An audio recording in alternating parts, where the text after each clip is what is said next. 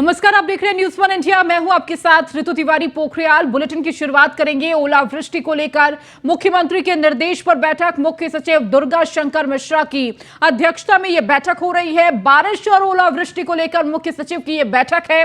राहत आयुक्त प्रभु नारायण सिंह रहे मौजूद। किसानों की फसलों को हुए नुकसान पर हो रही है चर्चा। कई जिलों में किसानों को बड़ा नुकसान हुआ है, तो सभी डीएम को नुकसान का आकलन करने के निर्देश दिए हैं। हमीरपुर, ललितपुर, महोबा, मिर्जापुर से ज्यादा प्रभावित। इसके साथ ही प्रयागराज और सोनभद्र और वाराणसी में काफी नुकसान हुआ है। 33% से ज्यादा फसल खराब पर मुआवजा दिया जाएगा। तो जिस तरह से मौसम का मिजाज बदला है, बारिश के साथ ओलावृष्टि कई इलाकों में हुई है, जिससे किसानों की फसलों को भारी नुकसान हुआ है। और इस नुकसान को देखते हुए ये महत्वपूर्ण बैठक मानी जा रही है, जिसमें यह तय किया गया कि 33% से ज्यादा अगर किसी फसल को नुकसान हुआ है तो उसे मुआवजा दिया जाएगा। यूपी के परिवहन मंत्री दयाशंकर सिंह ने न्यूज़ वन इंडिया से खास बातचीत की। इस दौरान उन्होंने कहा कि डग्गामार बसों पर लगातार कार्रवाई की जा रही है और उन रूटों को चिन्हित कर विकल्प तलाशे जा रहे हैं। साथ ही विभाग के पदाधिकारियों को निर्देश दिया है कि डग्गामार बसों को जल्द से जल्द बाहर किया जाए। आगे उन्होंने क्या कुछ कहा है, आपको सुनाते हैं। परिवहन निगम लगातार डग्गामार बसों पे कार्रवाई करती जा रही है, पर कहीं ना कहीं उसका सिंडिकेट को तोड़ने में असफल रही है। हम बात करने के लिए मौजूद हैं खुद परिवहन मंत्री दयाशंकर सिंह जी। दयाशंकर जी, बहुत बहुत स्वागत है न्यूज़ वन इंडिया पे। लगातार हम देख रहे हैं कि आपकी तरफ से कार्रवाई होती, पर उनका जो सिंडिकेट है हमने देखा है, चाहे आप लखनऊ की बात कर लें, चाहे पूर्वांचल की बात कर लें, चाहे दिल्ली की तरफ जाने वाली बात करें, एक कहीं उनका नेक्सस है, उसको भी आप लोग शायद नहीं तोड़ पा रहे हैं।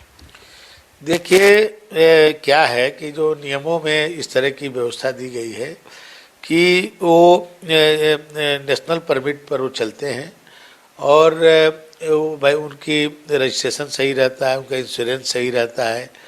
वो केवल हमारे जो यात्री नियम है उसका उल्लंघन करते हैं वो, कि वो एक जगह से दूसरे जगह तक के पैसेंजर ले जा सकते हैं, लेकिन करते क्या है कि वो रास्ते में उतार देते हैं, रास्ते में उठाते हैं। ये उनके नियम के विरुद्ध है ये, तो उस पर हम कार्रवाई करते हैं। लेकिन दिक्कत आती है तब जब उसमें जो पैसेंजर होते हैं, उन पैसेंजर को हम जब गाड़ी सीज करते हैं तो पैसेंजर को व्यवस्था है कि हमको उनको उनके गंतव्य तक पहुंचाएं, जिसके कारण हम गाड़ी को सीज नहीं कर पाते हैं। हम गाड़ी को कई जगहों पर चालान कर देते हैं, और इसलिए हम उस पर एक नियम बना रहे हैं कि जो 3 बार से ज़्यादा चालान जिस गाड़ी की हो जाएगी उसका हम जो है रजिस्ट्रेशन निरस्त कर देंगे। परिवहन निगम के अधिकारियों से मैंने कहा है कि पहले आप विकल्प दीजिए, और जब विकल्प मिल जाएगा तो हम इनकी गाड़ी को रोक देंगे, सीज कर देंगे। कुछ स्टेटों से हमारे जो है समझौता है, करीब 9 स्टेट में हमारी गाड़ियां जाती हैं और उनकी गाड़ियां मेरे यहाँ आती हैं। तो अभी और उसको हम बढ़ाने के निर्देश दिए हैं कि और स्टेटों से भी हम लोग एमओयू करें, वहाँ भी हमारी गाड़ी जाए। स्लीपर बस जो है और आवश्यकता है। हमने अभी पीपीपी मॉडल पे अनुबंधित जो है हम गाड़ियां कर रहे हैं, अनुबंधित हो जाएंगी तो फिर मैं इस पर कार्रवाई करूंगा। एक देखिए, नंबर प्लेट्स को लेके अब बड़ी जागरूकता चल रही है कि जो हाई सिक्योरिटी नंबर प्लेट्स हैं, आज फिर से एक आप लोग का आदेश आया है कि जो हिंदी में नंबर प्लेट्स चलती थी उनको भी अब उनके ऊपर चालान किया जाएगा और हाई सिक्योरिटी नंबर प्लेट कर लिया जाएगा। तबकि जो डिस्टेंस है, जो मांग है, क्योंकि एकदम से बढ़ गई है, तो कहीं ना कहीं जो रजिस्ट्रेशन प्रोसेस है वो ढीला हुआ है। तो इसमें कोई राहत देने की अभी आप लोग की उम्मीद है?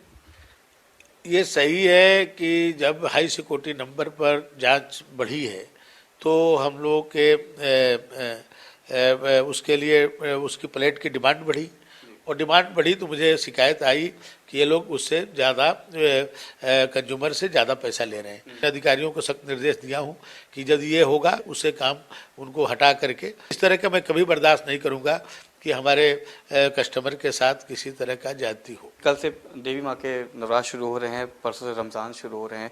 धार्मिक स्थलों पे जाने के लिए कोई परिवहन विभाग की तरफ से कोई नई कोई अपनी तरफ से आप चालू करेंगे? देखिए, कोई भी जब पर्व त्यौहार होता है तो हमारे परिवहन निगम इसके लिए विशेष इंतजाम करता है। जहाँ जहाँ जैसे माँ विंध्यवासिनी का मंदिर है, अपने देवी पाटन का मंदिर है, जो जहाँ ज़्यादा श्रद्धालुओं को जाने का रहता है, उसके लिए हम लोग पहले से विशेष व्यवस्था किए रहते हैं। तो ये थे दयाशंकर सिंह जी बताया थे कि सबसे इम्पोर्टेंट होता है हमारे लिए जो आम जनता है, जिनकी सुविधा के लिए परिवहन विभाग लगातार लगा रहता है, 24/7 लगा रहता है, उन्हीं की देखा गया है। और डग्गा मार बसों पे कार्रवाई होगी, अगर वो नहीं समझेंगे तो उनकी बसें सीज की जाएंगी। साथ ही साथ नंबर प्लेट के लिए सहूलियतें दी जाएंगी। और सबसे इम्पोर्टेंट, नवरात्र का पर्व आने वाला है, परिवहन विभाग एक बार फिर से अपनी सेवाओं के साथ तत्पर रहेगा। पीडी जर्नलिस्ट अमित साहनी के साथ मनीष मिश्रा, न्यूज़ इंडिया, लखनऊ। उत्तर बीजेपी सांसद रविकिशन शुक्ल ने न्यूज वन इंडिया से खास बातचीत कर कहा कि पूरा विपक्ष एकजुट हो जाए फिर भी बीजेपी को नहीं हरा पाएंगे। साथ ही कहा कि अखिलेश यादव ये ख्याल छोड़ दे कि बीजेपी को कोई नुकसान कर पाएंगे। करने के लिए बीजेपी सांसद रविकिशन शुक्ला जी है। सर, समाजवादी पार्टी ने राष्ट्रीय अधिवेशन किया, विपक्षी दलों को एकजुट करने की कवायद जो है वो कहीं ना कहीं चल रही है। आपको लगता है कि भारतीय जनता पार्टी के लिए 2024 में ये चुनौती हो जाएगी? अरे ये लोग सब लोग मिल के एक साथ पेड़ पर उल्टा लटक जाएंगे, मैं बार बार कह रहा हूँ, तब भी भारतीय जनता पार्टी हमारे प्रधानमंत्री मोदी जी को हरा नहीं पाएंगे। आप इतना जान लें। तो ये आप देख लीजिएगा, तब तक ये विकास की गंगा रहेगी और मोदी जी। धन्यवाद सर। तो ये थे हमारे साथ बीजेपी सांसद रविकिशन शुक्ला जी। अनीस के साथ पीयूष तिवारी, नई दिल्ली। और इस बीच बड़ी खबर नोएडा से आ रही है, जहां डीसीपी सेंट्रल राम बदन सिंह ने लगाए गए आरोपों पर दी सफाई। निष्पक्ष तरीके से जांच होनी चाहिए, जांच के बाद सच्चाई सामने आ जाएगी। आईपीएस की जांच को लेकर पीएमओ की स्टैंप लगी चिट्ठी सोशल मीडिया पर वायरल। नोएडा में तैनात हैं आईपीएस राम बदन सिंह। तो वायरल चिट्ठी में एक 70 साल के बुजुर्ग ने लगाए गंभीर आरोप। 1999 से 2003 तक नोएडा में सीओ के पद पर थे तैनात। तैनाती के दौरान भू माफियाओं से साठगांठ और भ्रष्टाचार का आरोप है। तो 2002 में जबरन जेल भेजने पर मेरे बेटे ने की थी आत्महत्या। डर की वजह से सन 2002 में नोएडा छोड़कर जाने का आरोप भी लगा है। 20 साल बाद डीसीपी बनकर अपने गुर्गों के साथ उगाही करने का आरोप लगा है। तो एसीपी अरविंद कुमार के साथ मिलकर लोगों को फंसाने का आरोप लगाया गया है। बड़ी खबर इस वक्त आपको दे रहे हैं नोएडा से, ये बड़ी खबर, जहां डीसीपी सेंट्रल राम बदन सिंह ने लगाए गए आरोपों पर अपनी सफाई दी है। उन्होंने कहा है कि निष्पक्ष तरीके से जांच होनी चाहिए, सच्चाई सबके सामने आ जाएगी। तो डीसीपी सेंट्रल राम बदन सिंह ने लगाए गए आरोपों पर अपनी सफाई दी है। निष्पक्ष तरीके से जांच होनी चाहिए, जांच के बाद सच्चाई सामने आ जाएगी। तो आईपीएस की जांच को लेकर पीएमओ की स्टैंप लगी चिट्ठी सोशल मीडिया पर वायरल हो रही है। नोएडा में तैनात है आईपीएस राम बदन सिंह। तो वायरल चिट्ठी में एक 70 साल के बुजुर्ग ने लगाए हैं गंभीर आरोप। तो 1999 से लेकर 2003 तक नोएडा में सीओ के पद पर थे तैनात और तैनाती के दौरान भू माफियाओं से साठगांठ और भ्रष्टाचार का आरोप लगा है।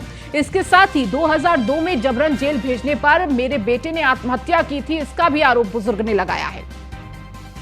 तो उस बारे में यही कहूँगा कि इसकी सच्चाई से जांच हो जाएगी तो सब पता चल जाएगा, और इसके अलावा मैं कुछ नहीं कह सकता उसमें। तो उस बारे में तो इस पूरे मामले को लेकर डीसीपी ने सफाई देते हुए कहा कि निष्पक्षता से जांच हो रही है और जिस तरह से जांच से सच्चाई सामने आ जाएगी। हमारे ब्यूरो चीफ निशांत शर्मा हमारे साथ जुड़ चुके हैं। निशांत, डीसीपी सेंट्रल राम बदन सिंह पर जिस तरह से आरोप लगा और उस आरोप के बाद सफाई देते हुए भी नजर आए, उन्होंने कहा कि जांच हो रही है, निष्पक्ष तरीके से जांच होनी चाहिए और सच्चाई सामने आएगी। देखिए, एक लेटर वायरल हो रहा है जिसमें 70 साल के बुजुर्ग द्वारा आरोप लगाए गए हैं और साफ तौर पर आरोपों में कहा गया है कि अब से 1999 से लेकर 2003 तक जो डीसीपी है राम बदन सिंह, वो नोएडा में तैनात रहे थे और सीओ की उनकी तैनाती रही थी, सीओ के पद पर तैनात थे। इसी को लेकर एक लेटर इस समय वायरल हो रहा है लगातार।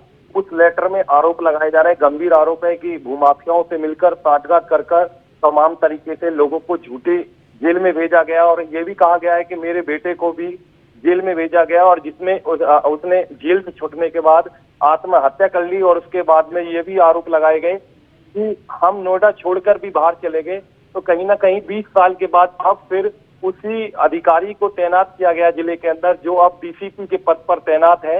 वो अपने एक सहयोगी और अपने गुर्गों के साथ में इस तरीके के आरोप लगाए गए। जो एसीपी के पद पर अरविंद कुमार जी हैं, उन पर भी आरोप लगाए गए। तो कहीं ना कहीं गंभीर आरोप लगाए जा रहे हैं, जिसमें बिल्कुल। खुद डीसीपी रामबदन सिंह कह रहे हैं कि निष्पक्ष तरीके से इसकी पूरी जांच होनी चाहिए। जो मुझ पर आरोप जो लगाए गए हैं, इसकी ठीक जांच है। हो जाएगी। जांच के बाद खुद इसका स्पष्ट हो जाएगा कि कितनी सच्चाई है इन आरोपों में। ठीक है, बहुत शुक्रिया निशांत इन तमाम जानकारियों को देने के लिए। चलिए, इस बुलेटिन में फिलहाल इतना ही। बने रहिए न्यूज़ 1 इंडिया के साथ।